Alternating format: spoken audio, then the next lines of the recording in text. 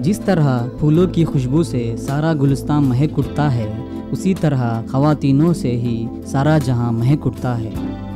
अल्लाह ताला ने ख़वातीनों को कुछ ख़ास मकसद के लिए पैदा किया कि उनकी मोहब्बत और मुस्कुराहट से सारी दुनिया को बदल दे।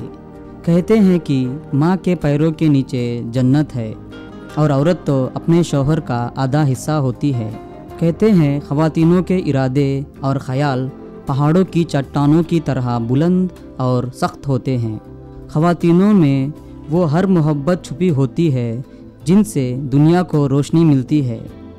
माँ की ममता और बहन का प्यार, दोस्त की दोस्ती और बीवी की मोहब्बत। ख़वातीनों के मिजाज फूलों की तरह नरम और शबनम की तरह साफ़ और शोलों की तरह भड़कते रहते हैं। दुनिया में हर लड़की अपनी तकदीर साथ लेकर आती है। किसी के हक़ में खुशी और मोहब्बत मिलती है तो किसी के हक़ में जुल्म और कठिनाइयाँ मिलती हैं। जिनके हक़ में जुल्म और कठिनाइयाँ होती हैं वो अपने बलबूते पर अपनी किस्मत खुद लिखते हैं।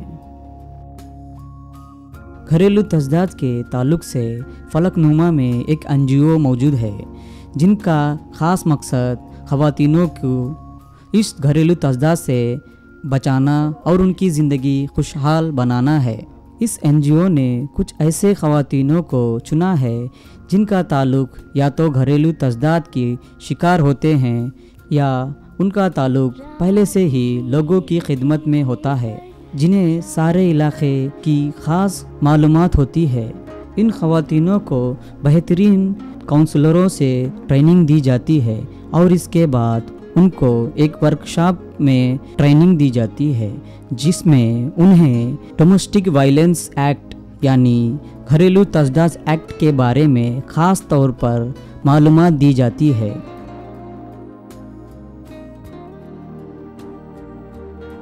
इस NGO की फाउंडर मोहतरमा अंजलि ने तफसील से हमें कुछ बातें बताई।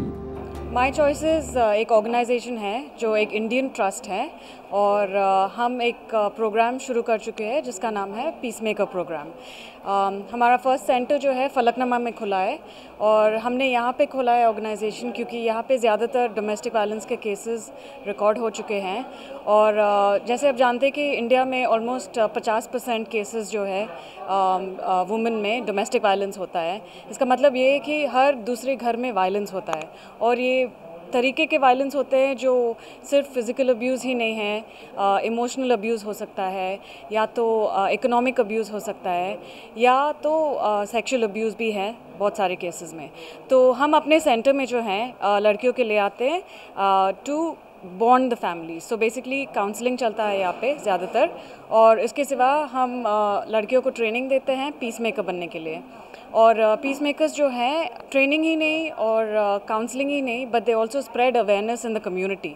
द रीज़न हमने ये पीस मेकर प्रोग्राम चुना है क्योंकि हम सोचते हैं कि हम ग्रास रूट तक पहुंचने के लिए हम वो लोकेलिटी में जो लड़कियां हैं उनको अपने ऑर्गेनाइजेशन से जोड़े, make them a part of it और उसके साथ में वो जो है ग्रास रूट लेवल में दे कैन आइडेंटिफाई जहाँ पे डोमेस्टिक वायलेंस हो रहा है और उन केसेस को यहाँ पे ले आते हैं काउंसलिंग के लिए। ये काउंसलिंग के सिवाय हम स्कूल्स और कॉलेजेस में भी एजुकेशन और अवेयरनेस प्रोग्राम्स करते हैं हमारे पीस मेकर्स के साथ, ये सिखाने के लिए कि इन बच्चों में पहले से ही रखे कि जेंडर इक्वालिटी, जैसे लड़कियाँ और लड़के they should be treated equally, उनके राइट्स क्या है और एजुकेशन क्यों इम्पॉर्टेंट है लड़की के लिए, अर्ली मैरिज अवॉइड करना क्यों इम्पॉर्टेंट है, क्योंकि जब अर्ली मैरिज होता है ज़्यादातर 65% केसेस में जो है वायलेंस बहुत ज़्यादा होता है। तो हम सोचते हैं कि ये अर्ली साइंस जो हैं उनको रोकने के लिए हम स्कूल और कॉलेज प्रोग्राम से ही शुरू करें,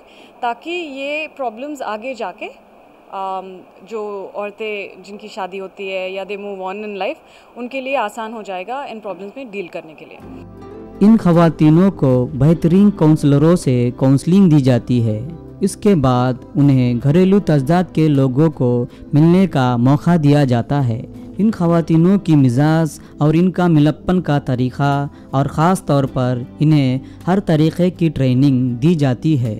सीनियर काउंसलर साहिबा नूरजहां दूरदर्शन से मुखातिब होते हुए अपने ख्याल जाहिर किए। मेरा अपना तजुर्बा है कि ओल्ड सिटी में ये एक बर्निंग इशू है, बहुत सारे केसेस आते हैं यहाँ पर, और मेन मकसद हमारा केसेस करने का ये है कि आजकल 498 DV एक्ट जो भी लीगल मतलब ये जो एक्ट निकला है उससे जितना फ़ायदा औरत को होना चाहिए उतना फ़ायदा नहीं होता, बल्कि केसेस 6 से 7 साल चलते हैं और उसमें एक औरत के भलाई के लिए जो कानून बना उसमें उनकी भलाई के बजाय नुकसान होता है। जब केस कोर्ट में जाता तो ज़्यादातर वो घर टूटने के चांसेस होते हैं। वो घर एक बार टूट गया तो फिर वो बनता नहीं। हमारा मेन मकसद है कि एक घर को टूटने से बचाना। फैमिली में हम लोग दोनों को बोथ द फैमिलीज़ के मेंबर उसको बिठा के बात करते। अगर कोई विक्टिम कोई लड़की हमारे पास केस लेकर आती है तो हम उससे पहले पूरी बात सुनते हैं, उसको समझाते हैं, और उसको हम पहले ये भी बात, जब लड़की आती तो उसके ज़हन में यही होता कि मेरा शोहर में कोई इतनी तकलीफ़ दिया तो ज़रूरी है कि मैं उसको जेल भिजाऊँ या उसको पुलिस में भेजूँ, उसको मार खिलाऊँ, ये उसके जहन में रहता। तो हम वहाँ उसको समझाते हैं कि जब पुलिस में जाने के बाद उसका अंजाम क्या होता। वो बच्ची को हम समझा के फिर उनके हस्बैंड्स को बुला के बात करते, उनके हस्बैंड से बात करते, और अगर वो हस्बैंड भी नहीं माने तो दोनों को अलग अलग बात करने के बाद फिर दोनों को एक जगह बिठा के एक साथ बिठा के बात करते। दोनों को जो भी छोटी मोटी गलती है उसको सुधारने के लिए कोशिश करते। अगर फैमिली में प्रॉब्लम है, जैसे इन-लॉज से प्रॉब्लम है, तो फिर इन-लॉज को बुला के भी अलग अलग बात करते, और दोनों को बिठा के बात करके एक सीटिंग में तो नहीं होता, बल्कि 4 से 5 सीटिंग्स हमको करना पड़ता है, और जब कहीं जाके वो केस एक सेटल होता। तो हमारा मकसद है केस को सेटल करना, ना कि ये PS में जाके उसको और ज़्यादा लॉन्ग करना। ओल्ड सिटी में ज़्यादातर केसेस, बहुत सारे केसेस में तो ऐसा होता है कि एक ज़्यादातर 2 शादियाँ, एक ड्राइवर भी है तो वो दूसरी शादी कर लेता, अगर पहली बीवी से कुछ प्रॉब्लम है तो बगैर बोले दूसरी शादी कर लेता। दूसरा, इस्लाम में तो डॉरी सिस्टम नहीं है, लेकिन ज़्यादातर यहाँ डॉरी सिस्टम है। तो जहेज़ के लिए अगर उसको 50,000 जोड़ी की रकम है, गाड़ी है, उसके लिए वो सताता है और जाके माँ बाप के पास से पैसे मांग के लेकर आने के लिए बोलता है। तो ये एक प्रॉब्लम है। दूसरा प्रॉब्लम ये है कि अगर उनको बेटा नहीं है तो भी वो दूसरी शादी करने के लिए फ़ोर्स करता है। ज़्यादातर केसेस में ऐसा भी देखने में आया कि अगर पहली बीवी से कोई झगड़ा है या कोई गड़बड़ है, दोनों में कुछ नाइत्तेफाकी है, तो वो झट जाके दूसरी शादी कर लेता।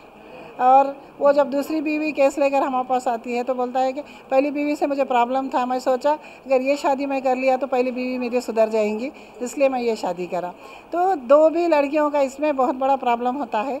2 को संभालना बहुत मुश्किल है, लेकिन ये चांस रहता है कि वो उसको सुधारने के लिए उन्हें दूसरी शादी के लिए सोचता, तो वहाँ दोनों की भी प्रॉब्लम उसको फेस करना पड़ता। और एक तलाक़ का जो सिस्टम है हमारे पास, कि अभी एक केस में उन्हें तलाक़ दे दिया उसको, फिर ये बोल रहा है कि मैं तलाक़ नहीं बोला, मैं तलाश बोला, और मौलाना जो है एक फ़तवा दे दिए कि नहीं ये तलाक़ 3 बार बोला ना उन्हें तो हो गया। हमारा बोलना था कि भाई वो जब तक गवाह नहीं है या कोई सामने नहीं है तो वो तलाक़ कैसा हो जाता। तो ज़रूरी है ना, उन्हें गुस्से की हालत में दे दिया या कोई गवाह सामने नहीं है, हम उसको कैसा तलाक़ माने। इतनी बड़ी ज़िंदगी है, 2-3 बच्चे हैं, तो क्या ये ज़िंदगी 1-2 लफ्ज़ में ख़त्म हो जाती क्या। तो इसके लिए हम जाके मुफ्ती से भी बात करते, और ज़्यादातर हमारा एक ही मतलब मेन मकसद है कि अगर एक घर पीसफुल रहेगा, मियाँ बीवी अगर पीसफुल ज़िंदगी करेंगे तो उसका असर बच्चों पे रहेगा। अगर मियाँ बीवी लड़ेंगे तो बच्चों की भी ज़िंदगी, वो क्रिमिनल या जो भी प्रॉब्लम है वो बच्चों पे उसका असर पड़ता। तो मियाँ बीवी दोनों हंसी खुशी रहे तो ही वो एक घर पीसफुल रह सकता और बहुत अच्छी ज़िंदगी बच्चों की भी बन सकती। दोनों मियाँ बीवी लड़ने से एक नुकसान ये होता है कि बच्चे किसके पास जाए। बच्चों को तो दोनों भी लगते, माँ भी लगती, बाप भी लगता। अगर दोनों में से एक के पास भी जेंट्स बोलता है कि नहीं नहीं मेरे बच्चे हैं मुझे दे दो, औरत बोलती है कि नहीं मेरे बच्चे हैं मैं लेकर संभालूंगी, जब वो फिर और मेंटेनेंस का केस पड़ता, फिर आगे चल के बहुत सारे प्रॉब्लम्स होते। तो दोनों को ज़्यादा से ज़्यादा ये कोशिश रहती है हमारे कि बच्चों को माँ और बाप दोनों की ज़रूरत है। अगर आप दोनों मोहब्बत से मिलजुल के रहेंगे तो बच्चे भी एक अच्छे शहरी बनेंगे। तो लिहाजा आप दोनों बहुत अच्छी ज़िंदगी करना, एक घर टूटना नहीं, एक घर आबाद होना। और केसेस जब हम केसेस करते, काउंसलिंग करते, तभी हम ये बताते हैं अभिज़र को कि हम जो केस करें, मतलब अगर आप यहाँ आए तो ये एक महिला मंडली नहीं है, हम एक फैमिली की तरह से यहाँ आपका केस सॉल्व कर रहे हैं, हम आपस में बैठ के बात कर रहे हैं, हम पीएस की बात नहीं कर रहे। तो गुस्सा रहता है कि भाई हमको एक महिला मंडली पे या ऑफिस पे लेकर आए, ऐसा उनकी सोच रही थी। तो जब हम उनको समझाते तो उसके बाद हमारे जो पीस मेकर है, जो बस्ती में काम करते, उनको हम वहाँ पर एक जनरल मिलने के लिए भेजते कि आप दोनों अब कैसा ज़िंदगी। कभी कभी 6 महीने के बाद वो केस फिर रिटर्न आता या फिर हमारे से झगड़ा हो रहा है, तब भी हम उनको बुला के बात करते हैं, फ़ोन करके उनसे पूछते हैं कि आप कैसा गुजर रहा, बच्ची से बात करते हैं। आजकल तो फ़ोन सबके पास है।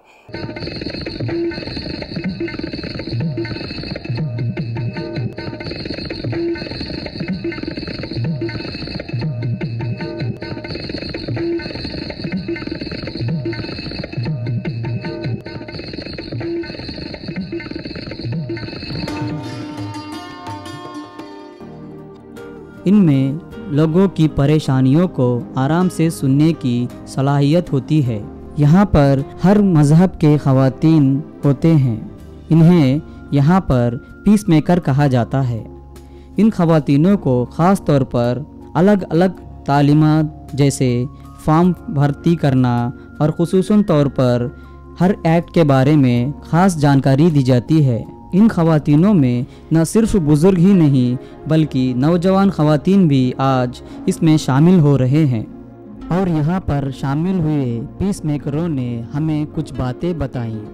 यहाँ पर हम लोग जब ट्रेनिंग लेते हैं तो हमको मालूम होता है कि पीस मेकर कैसा काम करना चाहिए। ये बहुत सारा होने लग गया है बस्तियों में। तो हम लोग पहले जाके पीस मेकर से, विक्टिम से बात करते हैं, लेडीज़ से। पहले वक्त जब जाके हम मिलते हैं तो पूरा नहीं बोलती, फिर जब बार बार जाके हम उनसे बात करते, ऑफिस अगर आती है तो पूरा नहीं बोलती। जब हम घर जाते हैं तो बहुत सामना करना पड़ता है लोगों का। और बाज़ वक़्त अकेले जाते हैं, बाज़ वक़्त दो पीस मेकर मिल के जाते हैं और विक्टिम से बहुत बात करते हैं। उनके जब विक्टिम से बात करे बाद में उनके हस्बैंड से मिलने के वास्ते बहुत प्रॉब्लम होती। बार बार जाके जब संडे अगर आता है मिलते हैं तो वो